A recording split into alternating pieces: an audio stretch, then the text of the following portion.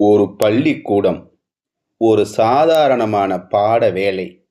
ஆனால் அந்த நாளில் நடந்தது ஒரு அற்புதமான மனிதநேய நிகழ்வு.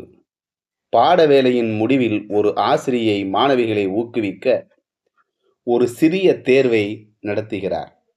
இந்த தேர்வில் வெற்றி பெறும் மாணவிக்கு புதிய உடையும் ஒரு ஜோடி காலணியும் வழங்கப்படும் என்று அவர் அறிவித்தார். மகிழ்ச்சியுடன் அனைத்து மாணவிகளும் தேர்வை எழுதினர்.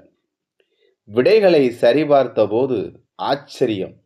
அனைவருமே சரியான விடைகளை எழுதியிருந்தனர். யாருக்கு பரிசு? ஆசிரியை சிந்தித்தார். அனைவரும் தங்களது பெயர்களை ஒரு தாளில் எழுதி பெட்டிக்குள் போடச் சொன்னார். பெட்டியை குலுக்கி ஒரு தாளை எடுத்தார். அதில் இருந்த பெயர் சரஸ்வதி. அவள்தான் அந்த வகுப்பில் மிகவும் ஏழையான மாணவி. கிழித்து தைத்த உடை, தேய்ந்து போன காலணிகள். அவ்வாறிருந்த அந்த மாணவிக்கு பரிசுகள் அவளிடமே சென்றது. அவளின் கண்களில் எல்லையற்ற மகிழ்ச்சி. மாலையில் அந்த ஆசிரியை வீட்டுக்கு நடந்த நிகழ்வை கணவரிடம் கண்ணீருடன் பகிர்ந்தார். கணவரும் மகிழ்ந்தார். ஆனால் ஆசிரியை தொடர்ந்து கண்ணீர் வடித்துக் கொண்டிருந்தார்.